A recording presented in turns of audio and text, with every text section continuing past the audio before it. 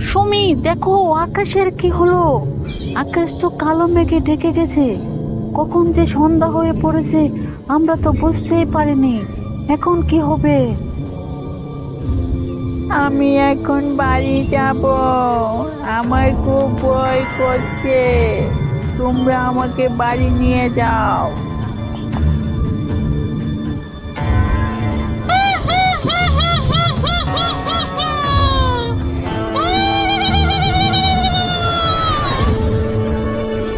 বাঁচাও, বাঁচাও, বাঁচাও, বাঁচাও। না! রূপে গুণে সমৃদ্ধ চণ্ডীপুরের রাজপ্রাসাদ।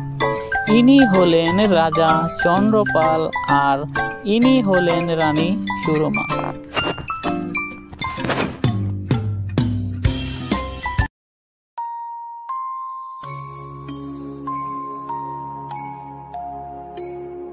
চন্দ্ররাজ, আপনাকে খুবই বিষণ্ণ দেখাচ্ছে। এর আগে তো কখনো এরকম দেখিনি। রানী, তুমি তো জানো আমার রাজ্যে এক ভয়ঙ্কর ডাকুনির আবির্ভাব ঘটেছে।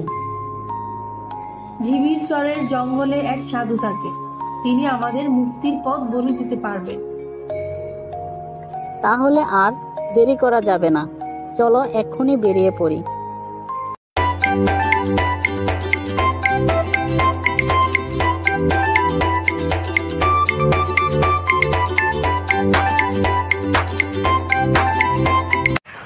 অনেক অনেক দিন আগে চণ্ডীপুর গ্রামে বাস করত এক ভয়ঙ্কর ডাকুনি। সে ছিল খুবই অত্যাচারী ও ভয়ঙ্কর। রক্তের নেশায় সে এক পৈশাচিক আনন্দে মেতে উঠত। আমি ডাকুনি, রক্ত শোষা প্রাণী। যাকে পাবো তার মধ্যে রক্ত খাবো।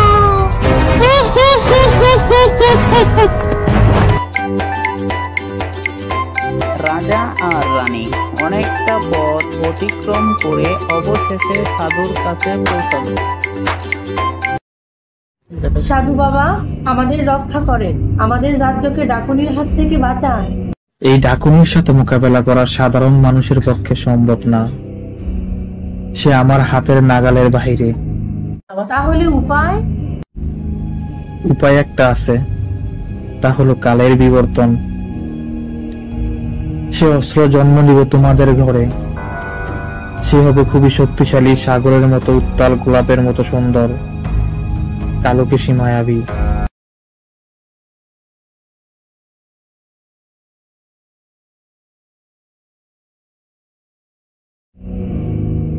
খুবই খারাপ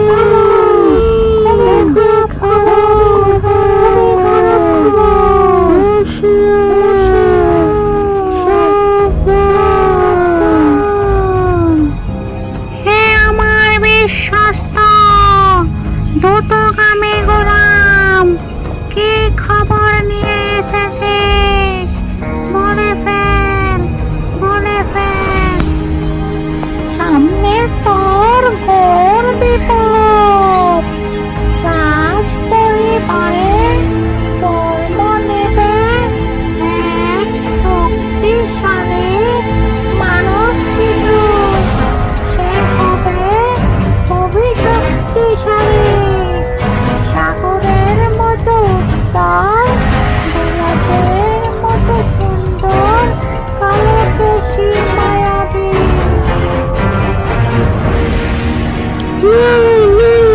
কিছুতেই হতে পারে না, আমি কিছুতেই হতে দেব না। যে করেই হোক ওই মানব শিশুকে আমি ধ্বংস করব।